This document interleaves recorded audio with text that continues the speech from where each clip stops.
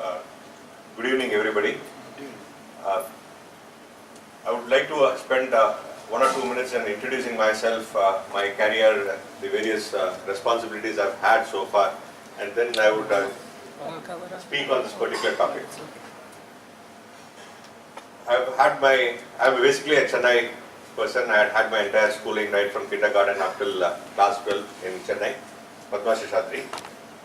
Balabhavan School, and then after that did my graduation in BITS Pilani and completed my post-graduation also in BITS Pilani.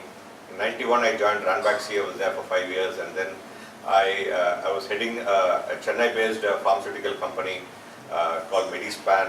I was there till 98, and then had gone to East Africa in Djibouti to set up a plant over there till 2001. 2001 to 2008 I went back to my alma mater, BITS Pilani. I was assistant dean of the university, and in 2008 I came back to Chennai. I was with the R&D of TTK, and then in 2011 I was heading the plant of Apex Laboratories. Last year I became on my own, and I started my own consultancy, and I am a pharmaceutical consultant from October 2014 till date. What I do now as a consultant, basically there are several companies in US, Europe, etc., where they have their products manufactured in India.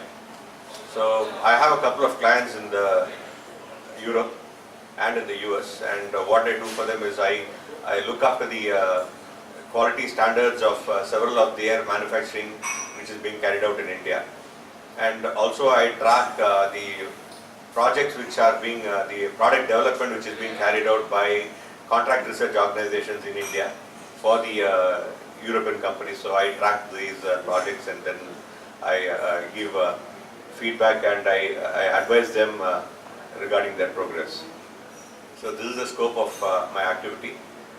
Nothing to do with much of business development. It's purely a technical role which I perform right now. And now I was telling you a while ago that I used to follow the quality standards and other things. So I just wanted to, I thought this would be a topic which is as well interesting to everybody. And that's pharmaceutical manufacturing in India. How we manufacture products in India for our own market, and what are the standards we see differently when we manufacture for the regulated market. Regulated market is where the amount of regulations, even in India it's a regulated market, but the amount of regulation is just like how the traffic in India is regulated. Anybody can, even if there's an yellow light we cross, there aren't any camera systems which will catch anybody when we cross it and ensure that we don't drive again. So that sort of an implementation system is absent in India. So that's why when you call it as a regulated market, India doesn't really fall under the category of regulated market. It's only the developed countries like in the Europe, US, Canada, Australia, South Africa. These are what we call it as a regulated market. Just imagine, like when you cross the yellow line, there is a camera which captures your face, your vehicle, and then it ensures that you don't drive again. Now, that sort of a system is what exists in many of these developed countries with respect to manufacturing.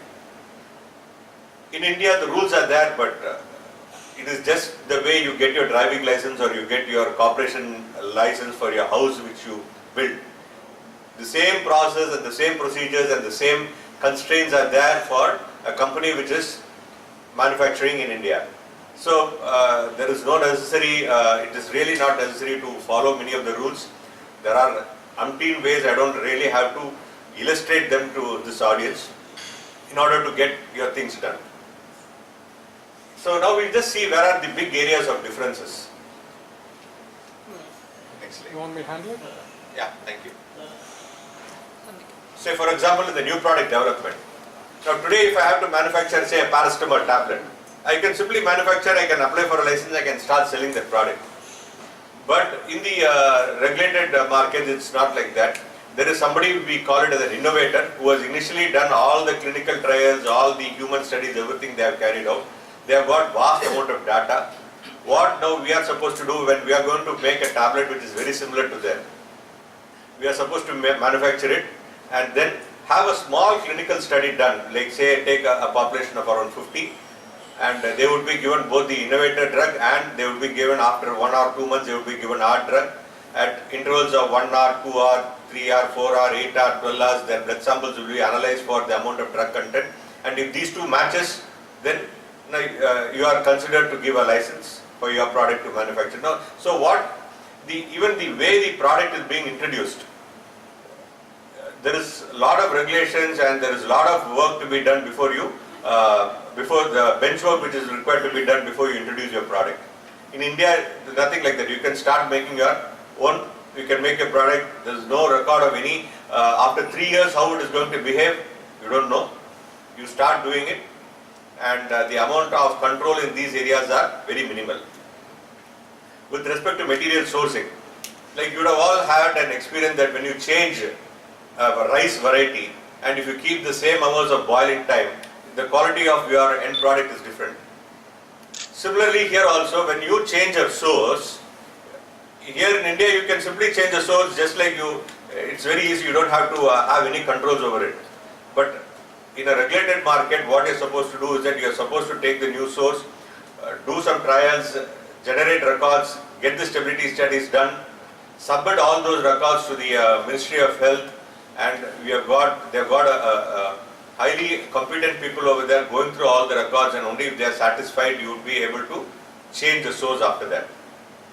Because the entire development has been carried out with a particular source, and there is no guarantee that if you change the source, the entire data earlier which has been produced, including the clinical trials, everything are going to be valid again.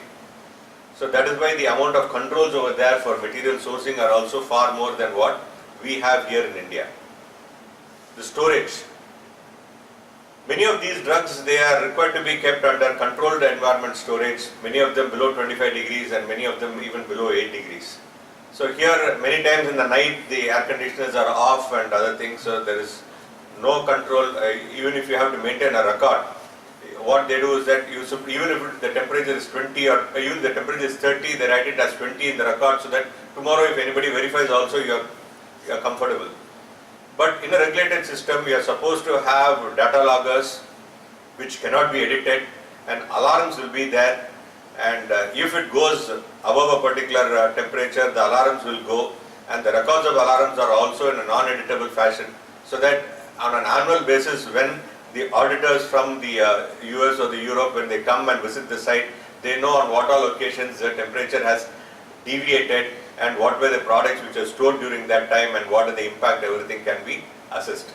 So that is the type of regulations or the controls which are there on storage. Similarly, with respect to manufacture and infrastructure, it is expected that most of the equipments are modernized, and you have controls to ensure that rejections are automatically picked up by camera systems and other advanced rejection mechanisms, so that there is a very, very low probability of any rejected item getting out into the finished product. Regarding infrastructure, I have just have a couple of slides photographs to show in the next coming few slides, and maybe with that you can have an idea about what the type of regulations, what the type of infrastructure are. Maybe you can just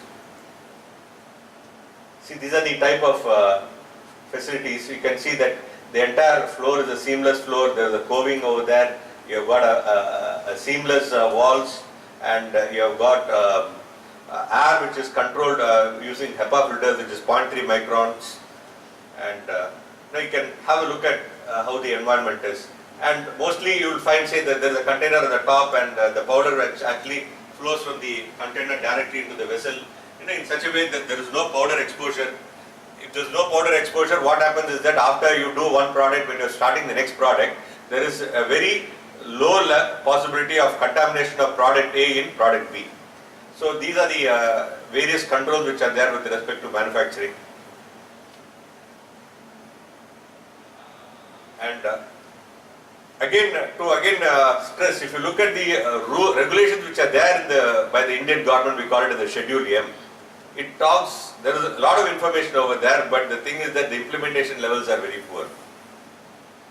So when I go for audits, what I look for is to what extent this implementation has been carried out, implementation of these quality regulations, to what extent they have been carried out, and this is what is normally my purpose when I go for a an audit of a particular company on behalf of my clients in the US and Europe, because they cannot on a regular basis keep track of what is happening here. And they would also do not want a surprise to happen when the government officials come here and audit, because when the government officials come here and audit, and if they find that something is at risk, then my clients over there in Europe would be forced to recall all the products from the market, which will actually cost billions to the company. So that is the level of risk which the companies have when they are getting their products manufactured here. So in that, so it is to ensure that there are no surprises when a regulator from the Health Canada or the US FDA or the MHRA, they come and they audit a company here. Our clients, they do not want any surprises, and that's why they ensure, like, they have auditors like us to frequently audit these companies and send them timely reports, so that if there's any issue, things are controlled at the very beginning. Now again, to illustrate, like many of you we have seen say hotels on the roadside bus stand. We know what are the quality levels of those tea stalls or the bus stand where samosas and other things are sold in the open. A bus flow goes and there's a lot of dust comes and a lot of dust gets settled on the masalas and channas and other things, and then we are eating them. But there we have a choice. We can avoid eating those food. We can go into a good hotel where we assume that it is hygienically prepared, and then we can have. But in the medicines, we do not have that, because we do not have that, we don't have the choice, because the government is controlling it, and the entire standards are same. We cannot fault the companies also, because the government has kept a capping on the price, and at the price at which the Indian companies are forced to sell, they can only sell what we are able to get an equivalent of food in the bus stands. So even if we can afford and we want to buy really a quality medicine, here in India we don't have a choice. What's the difference between generic medicine and the branded one? In India, there is nothing as we call it as a branded one. But in the regulated country, when you call it as a branded medicine, you have done all the clinical trials, you have a particular medicine, you have done all the studies which are required to be done. But when you call it as a generic, what you have done is that you have only done a minor comparison between your product and the particular brand which the country has named as an innovator for that. That is a company which has initially launched the product for the first time, or which is the biggest seller in that particular company, in that particular brand. Say, for example, for paracetamol in many countries, Panadol is the brand leader. For Zintac is a brand leader, GlaxoSmithKline is a brand leader for ranitidine, like that. So when you want to make a generic, your product would be compared with that particular brand leader, and if the comparison, if it is comparable, if there aren't any significant differences, there is a profile, your concentration blood profile, which of yours and the innovators, if they are similar in nature, statistically similar, then you are granted a license and you can sell it as a generic. But if you want to do all the studies, right from the entire genotoxicity, teratogenicity, all those studies, the entire studies, if you want to do it yourself, then you can claim it as a branded product. But in India, the whole concept, it doesn't exist. So in fact, everything is generic, but they are all selling on a particular brand. So India contributes to contract manufacturing or homegrown medicines? For which one? For the pharmaceutical industry. For the Indian market or for the European market?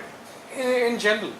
No, in general, like see, what we mean by contract manufacturing is you don't own the product. You only have a premises where anybody, you can manufacture a medicine for anybody and sell it. They can. So the product ownership will not be the contract manufacturers. He only has a facility where somebody else can get that product done in their facility.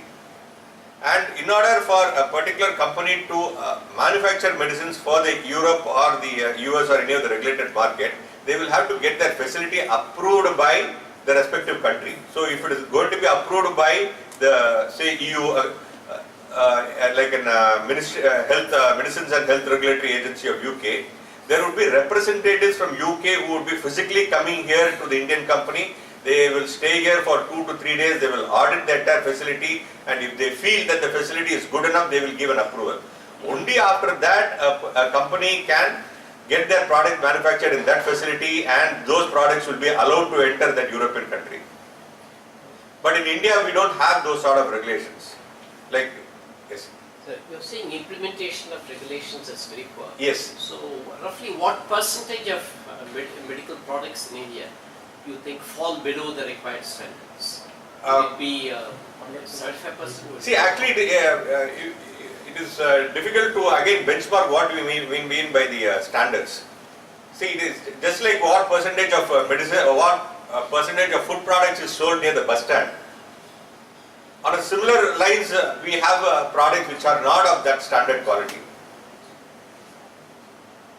And to a large extent, we can say that big companies like, say, for example, again, I'm not vouching, I'm not doing any canvas of the big companies, but we can, to a large extent, we can say that big companies like Ranbaxy or Cipla and all these companies, their standards are generally very high because they have the infrastructure